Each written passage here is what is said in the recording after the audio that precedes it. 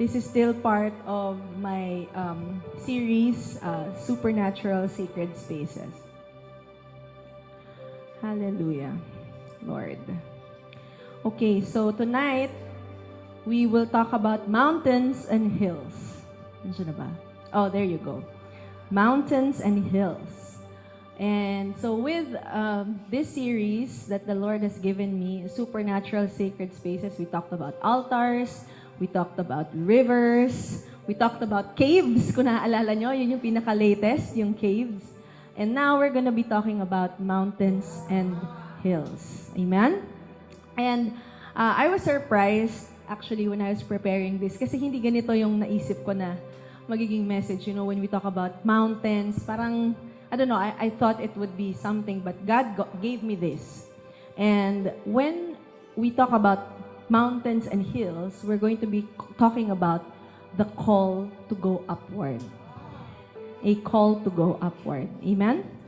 So we are excited. Holy Spirit, just speak mightily to all of us here in Virgindale and also in Zoom. Let your anointing fall, O Lord, and touch our hearts in Jesus' name. Amen. Ay, I'm sorry. Ito pala. Okay. How am I gonna... Dalawa pala yung titingnan ko, no? Medyo may factor. Wait, sorry. Forgive me. Okay lang. Let's see. Will it, ano? There. Okay. So, mountains and hills. May pagkakaiba ba? Is there a difference between mountains and hills? So, according to the U.S. Geological Survey, there is no official difference between hills and mountains. Okay? So, this is from the nationalgeographic.org. Kasi ako din, ano bang pagkakaiba? Like chocolate hills and ano bang mountain? Sierra Madre, ganon, di ba? Parang ano ba yung pagkakaiba nila? So, apparently, well, this is according to National Geographic, that there is no official difference. There used to be a difference in terms of the summit height, pero they scrapped it na. So, hills and mountains, more or less the same. A hill is a piece of land that rises higher than everything surrounding it. It looks like a little bump in the earth. Since they are higher than everything around them, hills are good places to get a nice view. Do you know that Rome was built on 7 hills so that they can see, you know, yung mga kaaway nila. May vista kang maganda. Okay? Hills are easier to climb than mountains. They are less steep and not as high. But like a mountain, a hill will usually have an obvious summit, which is its highest point. Okay. So the mountain is thought to contain divine inspiration. This is from a secular, a secular website. And it is the focus of pilgrimages of transcendence and spiritual elevation. It is a universal symbol of the nearness of God. Kung sino man yung God na yon, no? As it surpasses ordinary humanity and extends toward the sky and the heavens.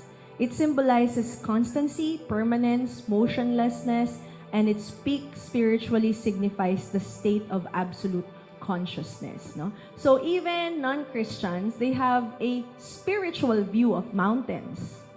So I remember when I was in college, was I in college? Or high school, we went to a mountain somewhere in tama ba? Laguna. Tapos merong mga doon, ang kanilang, meron silang ibang God. Ayan, doon hindi ko na sabihin kung sino, no? In that area where we were. Okay? So ngayon naman, this is my own definition, so to speak, of mountains. Yan. Mountains were significant in the Old Testament. People are able to touch God through mountaintop experiences. In those days, God was in heaven, and mountains were a way to get close to the heavens. Alam niyo yun, yung medyo malapit ka, no? Between the breathtaking views and the important revelations, mountains became symbols of being close to God. Napansin niyo ba, pag may retreat, pupunta sa bundok, Di ba? Let's have a retreat. Mag-book na tayo sa Maria Makiling, yung mga ganon, di ba? Yung higher places, no? Mountains became a place to experience God, and they still are. So, elevated places, no? But, there is a warning, brothers and sisters. Not all high places are holy hills. Let me say that again. Not all high places are holy hills. Because we are always called to, be better, be greater. That's good. But be careful, because not just because you're getting higher, it doesn't mean that you're getting closer to God. Can I get an amen? Diba?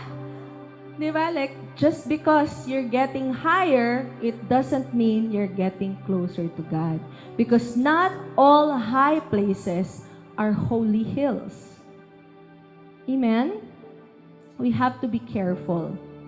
Okay? And there.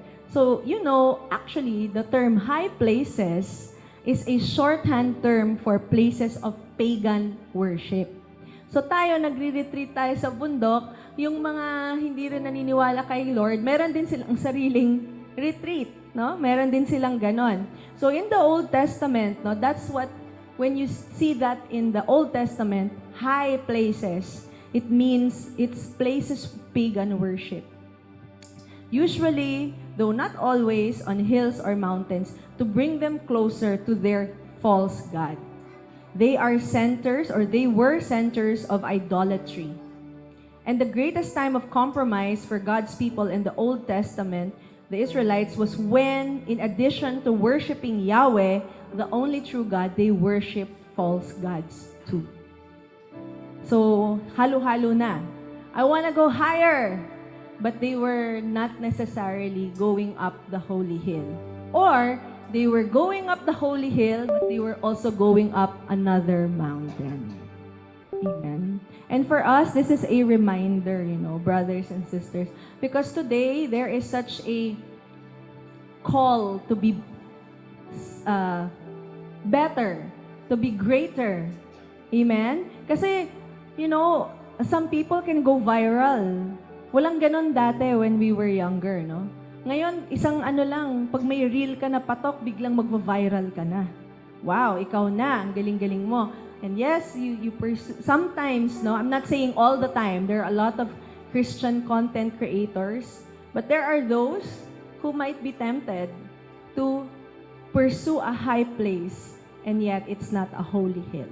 So it's a reminder for all of us. Brothers and sisters, as we talk about mountains and hills, let's remember that there is a call to go upward.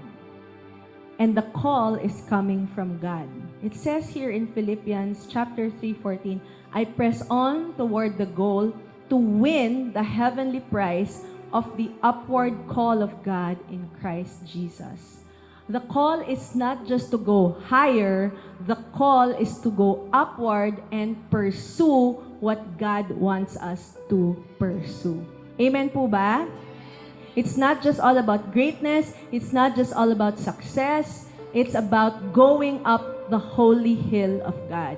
And it doesn't mean that God doesn't want us to be successful. That's not it. There are many, even in Jesus' time, there were rich people, there were successful people, Joseph of Arimathea, meron siyang, meron siyang tomb, a special cave, meron siyang sarili niya, di ba? God used him. So there's nothing wrong, brothers and sisters, if we want to, get rich, if we want to be more successful, but be sure that you are responding to the call, the upward call of God. Not just your upward call of the world. Okay? Upward call of God in Christ Jesus. Amen? So let's see here. Actually, there are a lot of translations. No? Gusto ko yung upward call. Match na match dun sa ating message. So, ito yung word, no? Upward call is anokleseos. I hope I pronounced that correctly. Ano meaning up, above, up to the top. up to the brim. Amen? Gusto ba natin yun? Up to the top, up to the brim? Things above, heaven, the heavenly region.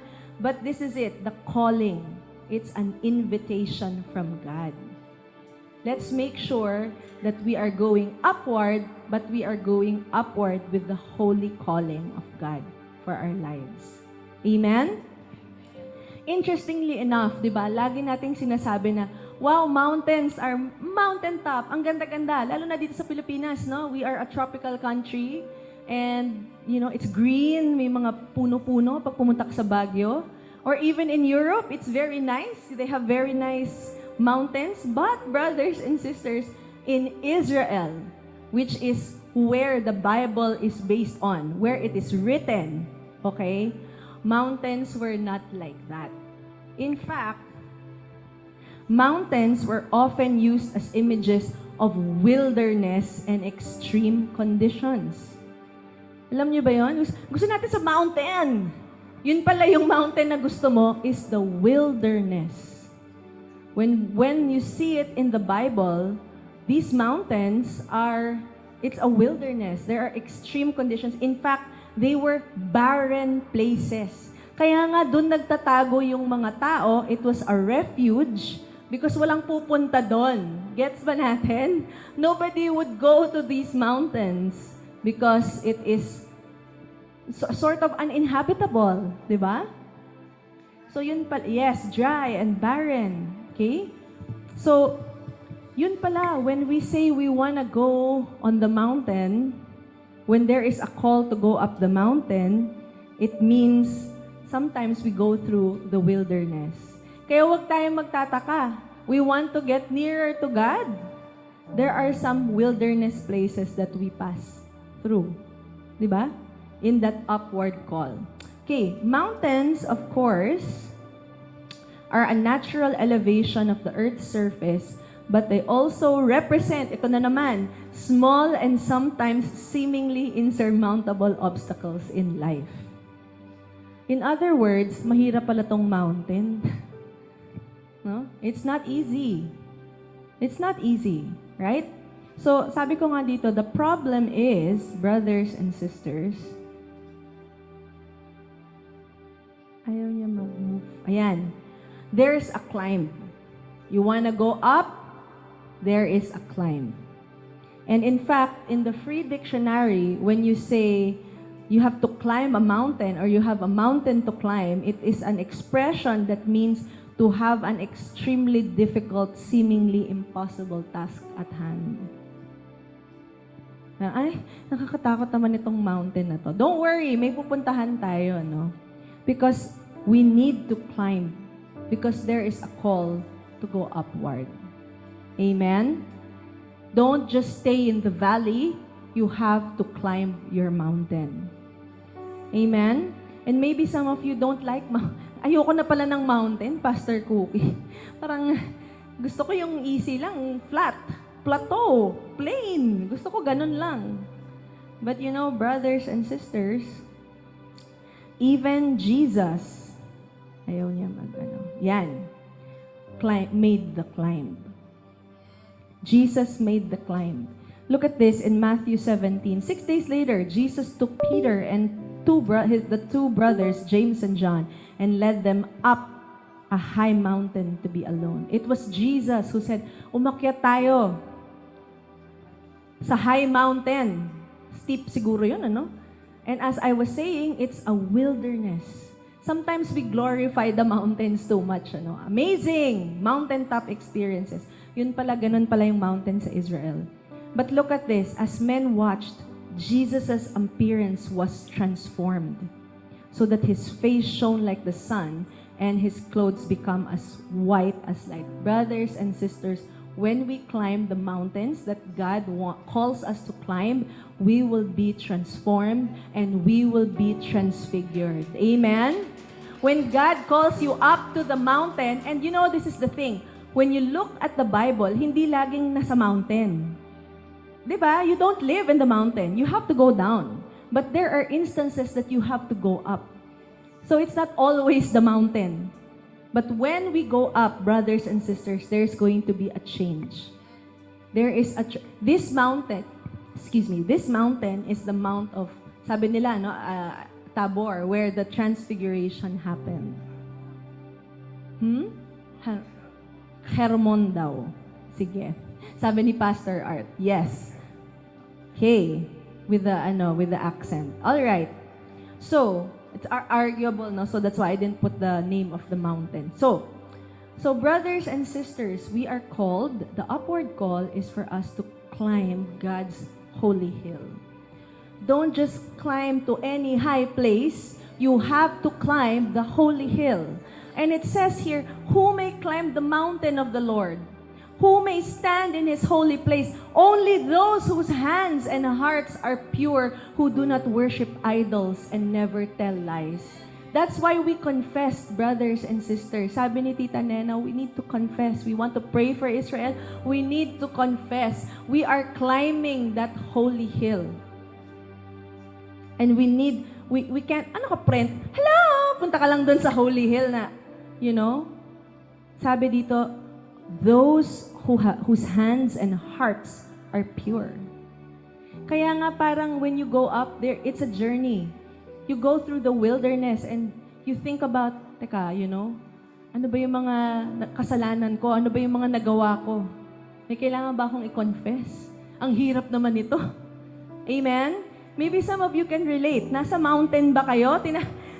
Are you on an upward climb? Well, sabi dito, we have to climb the holy hill. Why? Because we need to bring down the high places in our own lives. Amen? What are the high places in our lives? Ano ba yung high places? Idols daw, di ba? Places of pagan worship. What or who are we worshiping aside from God? Aside from Yahweh. Yun yung kinakanta natin, di ba? We look to Yahweh. Was it Pastor Mina or Tita Nena who was saying, you know, the Israelis became arrogant or proud, Tita Nena, because, you know, the IDF, the Iron Dome, you know, Pastor Art and I we were talking with Pastor Charles yesterday, and parang he was, how did that happen? That it escaped their intelligence, diba? Well, maybe they need to climb the holy hill. They need, you know, they need to bring down high places in their lives. So brothers and sisters, as you climb, you know, you're hearing this call, nahihirapan ka, may upward, ano ba yan? Maybe God is saying, anak, you need to bring down high places in your life. Amen? Hallelujah. Oh, amen. Amen. Feel na feel. I love it. Hallelujah. Another verse, brothers and sisters. Wala pa tayong points, no? Lord, who may dwell in your sanctuary? Who may live on your holy hill? He whose walk is blameless and who does what is righteous, who speaks the truth from his heart, and has no slander on his tongue, who does his neighbor no wrong and casts no slur on his fellow man, who despises a vile man but honors those who fear the Lord. Brothers and sisters, ang point ko dito, the climb is not easy, but it's worth it. You want to be transfigured? You want to be transformed? You want to go higher? This is the way. Amen? We have to go through the climb. So, brothers and sisters, I hope na set up ko na for you. Naku, parang ayoko na mag-climb. But wait, there's more. What will happen when we climb these mountains? Brothers and sisters, we will receive. Gusto niyo ba yon? Gusto niyo bang may ma-receive? So, this is our first principle for today, for tonight. The first principle is climb up the mountain to receive God's covenants. Mga pangako. Amen? Covenants. Promises. Amen? Pangako. So look at this, brothers and sisters. Now, I got this from Bible Project. A covenant is a relationship between two partners who make binding promises to each other. and work together to reach a common goal.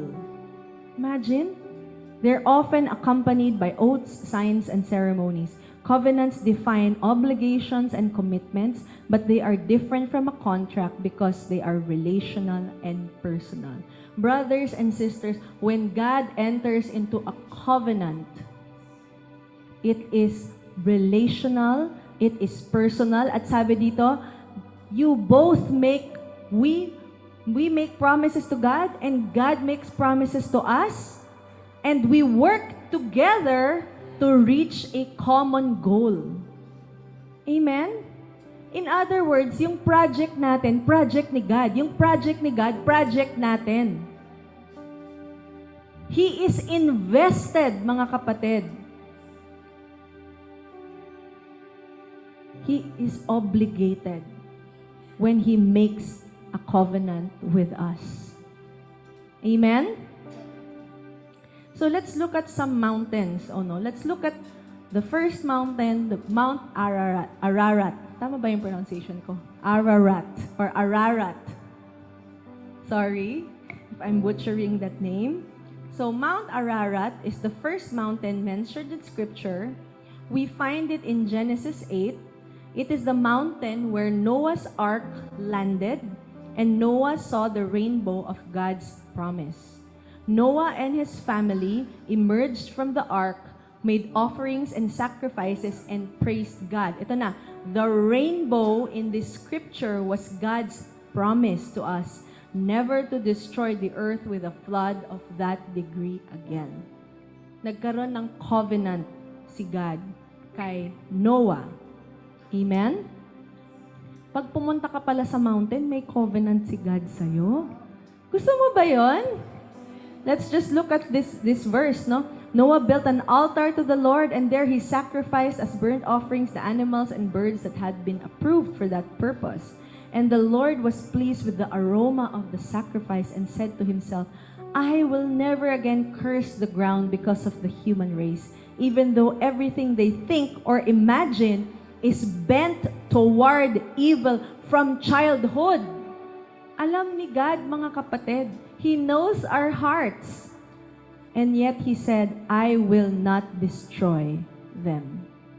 As long as the earth remains, they will be planting and harvest. There will be planting and harvest, cold and heat, summer and winter, day and night. This is what we call, mga kapatid, the Noahic covenant. Kabitan mo nga ng IC yung pangalan mo, Cookieic covenant. So parang, di ba? Parang, wow, wag na. Pero yun, di ba? The Noahic covenant. God, look at this, brothers and sisters. God enters a formal relationship with Noah and all living creatures, promising that despite humanity's corruption, He will never again flood the earth. God then invites humans to partner with Him in filling and ruling His world. God's covenant with Noah is unconditional, and His promise is accompanied with a sign of His faithfulness, the rainbow, to remind future generations of this covenant. Pag umakyat tayo sa mountain, where God calls us, there will be covenants. God will make covenants with us. And you know what? It's not just going to affect you, it will affect people around you and people who will go after you. Amen? Ganun yun eh. Right? Mga promises ni God, hindi lang para sa'yo, pero para sa mga anak mo, your children's children. Amen? God makes covenants. Next, in Mount Moriah, when Abraham was commanded to sacrifice his son, Isaac, in Genesis 22, he climbed Mount Moriah. Of course, we know that God provided a substitute sacrifice. Mount Moriah is where Abraham proved his faithfulness to God, and God blessed him, saving Isaac. Sabi ni God, tuloy-tuloy ang covenant natin. Amen? Look at this in Genesis 22. Kita niyo ba? I will certainly bless you. Sabi niya, because you have not withheld even your son. You brought down the high place in your life. Hindi mo naging idol si Isaac. Because you have not withheld even your son, your only, I swear by my name, my own name, Yahweh, I will certainly bless you. I will multiply your descendants beyond number, like the stars in the sky and the sand on the seashore. Your descendants will conquer the cities of their enemies. Amen? And through your descendants, all the nations of earth will be blessed, all because you have obeyed me. Amen? May pangako ang Panginoon. Yes, narinig ko na, the Abrahamic Covenant. God's rescue plan continues, and He calls Abraham into a covenantal relationship. This redemptive partnership between God and Abraham is developed progressively in Genesis 12:15 and 17. He promises Abraham a huge family that will inherit a piece of land in Canaan. Hindi naman ito yung plinano natin. But it's, Israel. We're talking about the borders. We're talking about Israel. And bring universal blessing to all humanity. So, brothers and sisters, ito yung first point. Climb up the mountain to receive God's covenants. There are promises that God will give when you reach the summit and you respond to the call to go upward. Amen? Second principle, brothers and sisters, climb up the mountain to receive God's commandments. And I am excited about this one because, sometimes, commandments, parang, ayoko yata ng commandments. But brothers and sisters, listen to this, no? I have two mountains for this I hope tama ito, no? This is based on my research, Mount Eremos. This is the mountain where Jesus gives His famous sermon on the Beatitudes. And the Beatitudes are 8 declarations of blessedness spoken by Jesus at the beginning of the Sermon of the Mount. In the Sermon on the Mount, Jesus uses the word blessed to refer to more than a superficial happiness, a state of spiritual well-being and prosperity. The happiness is a deep joy of soul. The Beatitudes describe the ideal disciple and his rewards, both present and future. Yun pala, ito ang kailangan kong maging. Diba? God will give us, hindi naman pattern, but something to follow. Sometimes, we don't like patterns, we don't like rules, we don't like, commandments. But they are good for us. I will explain in a while, okay? In the New Testament yan. In the Old Testament, we have Mount Sinai. Alam natin yung Mount Sinai. This is the Mount Sinai. This is the mountain where Moses received the 10 Commandments, as we read in Deuteronomy and Exodus. I love this. Now, this is from womanofnoblecharacter.com. Sabi niya, God had already delivered the people of Israel, but they were obedient and needed more structure. Everybody say structure. Moses spoke with God on Mount Sinai and God gave him the 10 Commandments. Ano ba yung structure? When God gave commandments, God was giving a structure. A structure, dito pala. Ayun, is the way in which the parts of a system or object are arranged or organized. May sistema. Okay? May sistema, may naka-arrange. Parang the structure, imagine niyo yung parang scaffolding. Ano ba yung scaffolding? Yung parang naka-support, 'di ba? Basically, it's a support. You have structures to support you in your goal. Look at this, mga kapatid. Okay. A good structure performs these functions. It provides the framing for our work, why it is important. It defines what work we will do. It defines how we interrelate with others. God gave a structure para hindi tayo mahirapan. Sabi ni God, hindi sabi, okay, Israelites, magpakabait kayo. Paano yun, Lord? Paanong bait? Anong level ng kabaitan? Anong klaseng kabaitan ang gagawin namin? Anong klaseng way ba kami magiging mabait? How are we supposed to relate with other people? How are we supposed to relate with you? So God gave us structures. Sometimes, we don't like structure. Gusto natin freewheeling lang. but there is wisdom behind structure. I found this, can you go back? Paano ba ako mag-go back? Yan. Look at this, oh. Forget goals, focus on systems. You are here, you want to go here. How do you get there? It's not your goal, it's your system. What is the structure that you have para makatawid ka dun? Yun? These are the habits that you make. The small things, every day. No? Little things. Akala mo it doesn't. Gusto natin one time, big time. Woo! Maganda naman talaga yon. But it's not sustainable. It's not sustainable. Kailangan meron tayong structure. Okay? The positive habits. Yung pagka-quiet time natin araw-araw. No? Some people can think na, ano ba yan? Rigid naman. Kailangan na araw-araw? Kailangan umaga? Ganyan.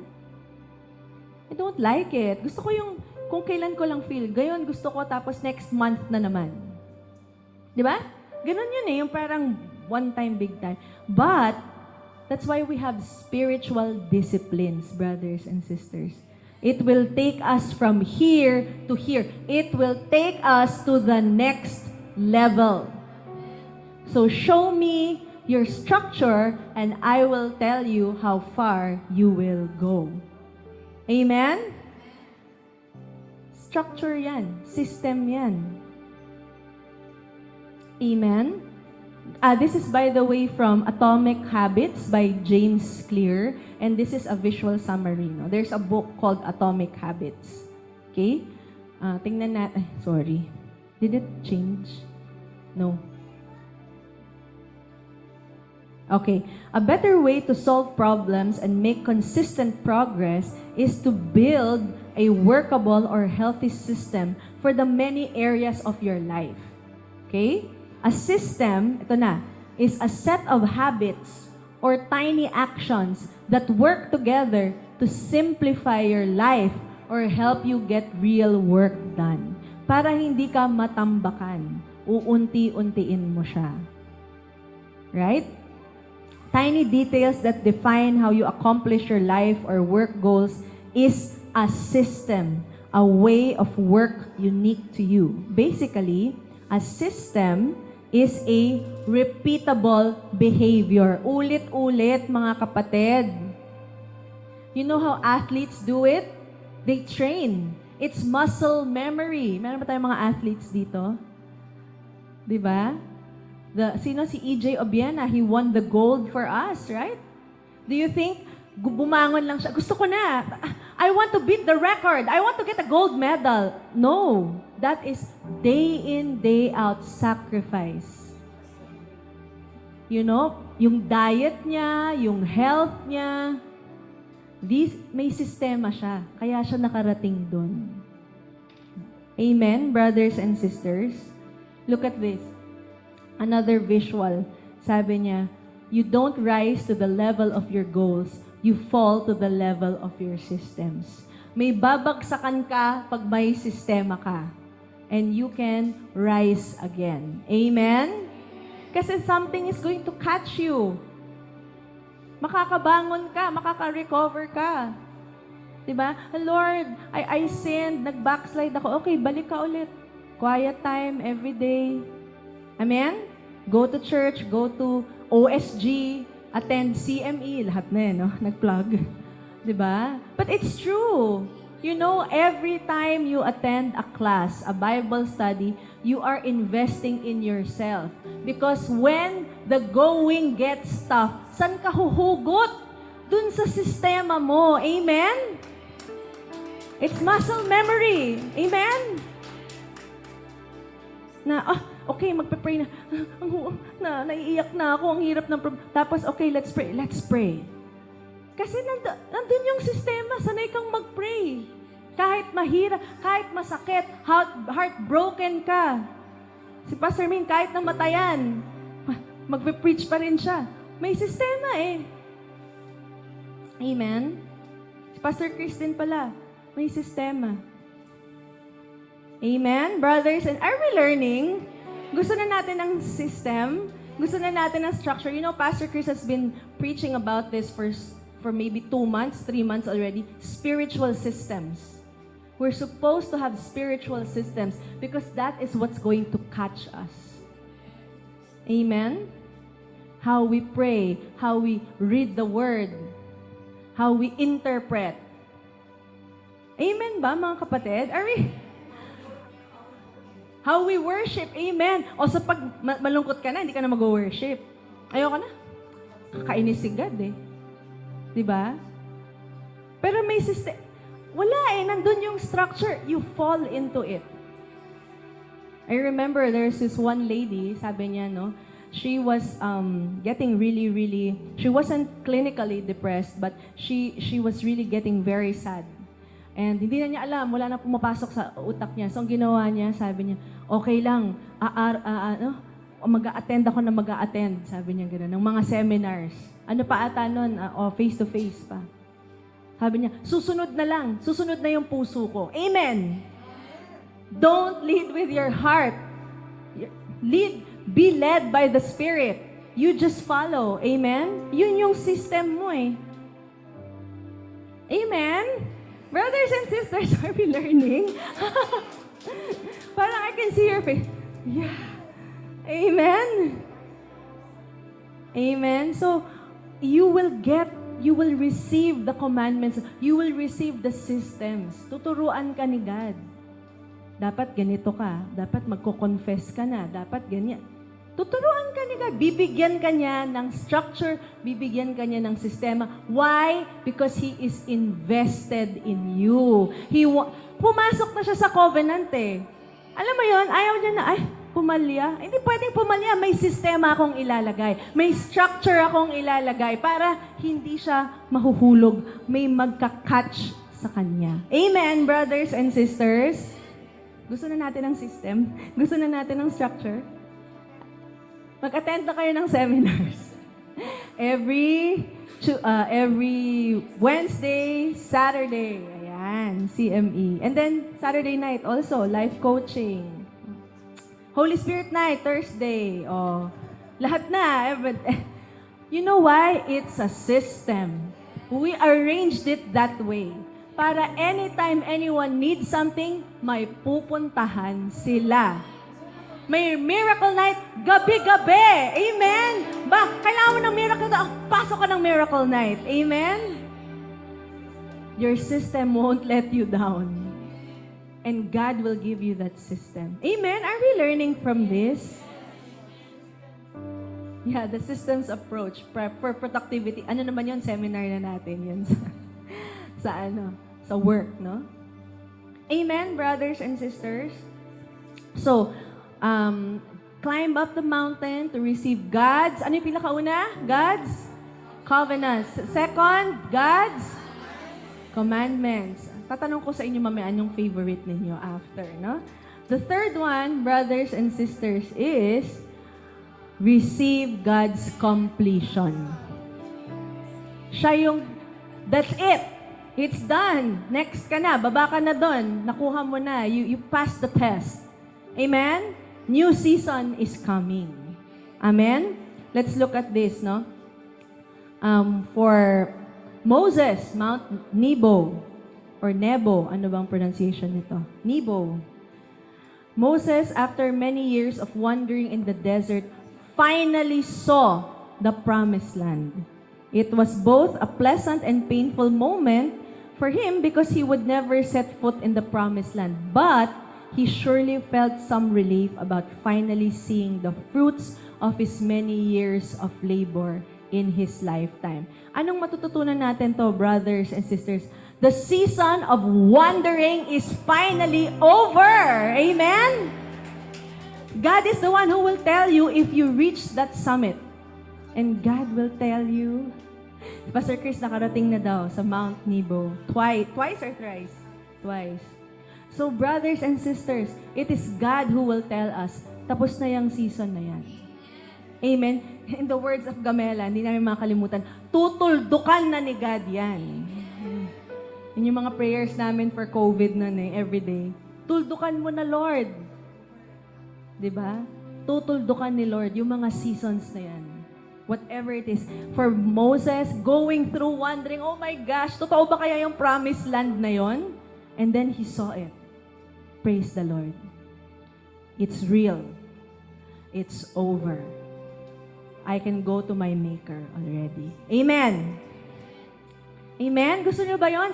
God is the one who will complete. Don't think you will be the one to complete your season. It is God who will complete your season. Amen? Now, let's look at this. The next one, the next mountain is Mount Carmel. And yesterday, Pastor Gurley in our church preached something very powerful. She preached it, I believe, in Windwatch, Pampanga. Sabi dito, Mount Carmel is where Elijah proves to the people that our God is the one true God. Elijah called down fire from heaven to ignite a water-soaked sacrifice. When he did, the drought they had been facing for some time ended.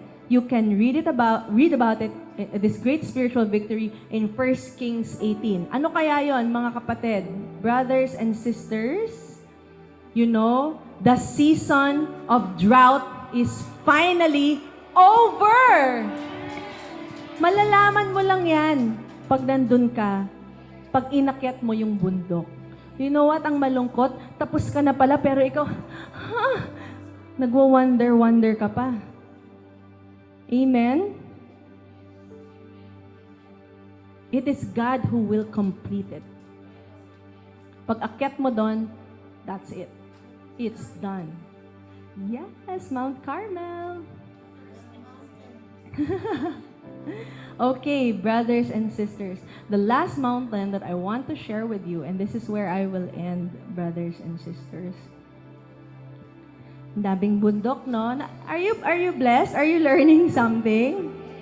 The third one is Mount Zion. Along with Mount Sinai, it is one of the most prominent mountains in the Old Testament. In present times, Mount Zion is a hill located in Jerusalem, just outside the walls of the old city. But you can see naman my references. But unlike Sinai, which was primarily a place of fearsome judgment, Zion will be a place where people are welcomed and nurtured. It will be a place of holy celebration rather than condemnation. Tingnan natin. This is very exciting. Hebrews 12. Sabi ng writer ng Hebrews, you have not come to a physical mountain, to a place of flaming fire, darkness, gloom, and whirlwind, as the Israelites did at Mount Sinai. Moses himself was so frightened at the sight that he said, I am terrified and trembling. No, you have come to Mount Zion, to the city of the living God, the heavenly Jerusalem, and to countless thousands of angels in a joyful gathering. You have come to the assembly of God's firstborn children, whose names are written in heaven. Sabihin mo, tayo yun. Ako yun. You have come to God Himself, who is the judge over all things. You have come to the spirits of the righteous ones in heaven, who have now been made perfect. You have come to Jesus, the one who mediates the new covenant between God and people. In other words, brothers and sisters, the season of sin, fear, and brokenness is finally over. Tutuldukan na ni God yon. And actually, tinuldukan na ni God. Why? Because, brothers and sisters, Jesus declared on the holy hill of Calvary, it is finished. Amen? Grabe yung, the holy hill. It's a holy hill. And Jesus went up that hill so that He can say, it is finished. Tetelestai, He is the one who will complete it. Amen? Tapos na ang laban. Brothers and sisters, don't be intimidated of the mountains that God calls you to go upward. Kasi kailangan nating daanan yun. But remember that, when you climb up the mountain, you will receive God's covenants, God's commandments, and God's completion. Amen po ba, mga kapatid? Hallelujah!